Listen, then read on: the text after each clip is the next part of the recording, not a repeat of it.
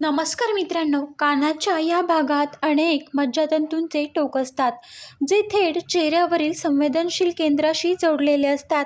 जेव्हा इथे स्पर्श होतो, तेव्हा तो थेट तिच्या नर्वस सिस्टीममध्ये प्रवेश करतो आणि त्वरित काळजी आणि लक्षची जी भावना निर्माण करतो. हा स्पर्श अत्यंत खाजगी आणि रोमॅन्टिक असल्यामुळे तिच्या सर्व मानसिक सीमा एका क्षणात कमी होतात.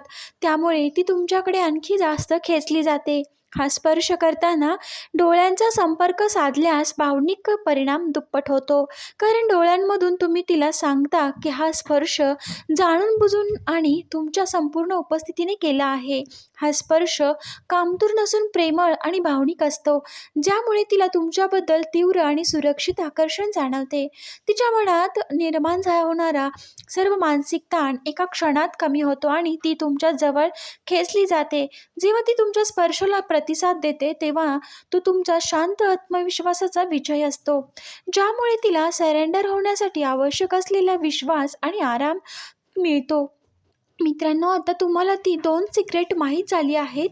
आपण आता या ज्ञानाचा वापर कसा करायचा हे समजून घेतो. हे अत्यंत महत्त्वाचे आहे. यासाठी सर्वात आधी श्वासाचं नियंत्रण शिकणं गरजेचं आहे. तुमच्या श्वासाचं नियंत्रण म्हणजेच तिच्या हृदयाच्या ठोक्यावर नियंत्रण ठेवण्यासारखं असतं. जेव्हा तुमचा श्वास हळू असतो, तेव्हा तिचं मनही हळू होतं. प्रत्येक वेळेस जेव्हा तुमचा हात तिच्या संवेदनशील भागांवर जातो, तेव्हा एक दीर्घ श्वास बाहेर सोडा. तुमचा श्वास तिच्या सुप्त मनाला सांगतो, तू सुरक्षित आहेस. आणि या प्रक्रियेत हेतू कधीही विसरू नका. कधीही सवयीने स्पर्श करू नका. प्रत्येक स्पर्श मागे एक हेतू असावा. जेव्हा तुमचा हात हलतो, तेव्हा त्यात अनिश्चितता नव्हे, तर हेतू असावा. तुमचा हेतू तिला सांगतो की तुम्ही फक्त क्षणिक समाधान शोधत नाहीयेत, तर तुम्ही खोलवर जोडणी निर्माण करत आहात. याच हेतूमुळे तुम्ही योग्य नेतृत्व आणि मार्गदर्शन करू शकता. तुमच्या स्पर्शाने तिला योग्य दिशेने मार्गदर्शन करा. जेव्हा तुम्ही तिचा हात हळुवारपणे तुम्हाला हव्या त्या असलेल्या जागी ठेवता, तेव्हा किंवा तिची कंबर हलकेच तुमच्याकडे वळवता, तेव्हा तुम्ही तिला नियंत्रित करत नाही, तर तुम्ही तिला नेतृत्व देत आहात. मित्रांनो, या फिमानाईन एनर्जीला सुरक्षित आणि निश्चित वाटणाऱ्या ऊर्जेचे मार्गदर्शन केलेले आवडतं.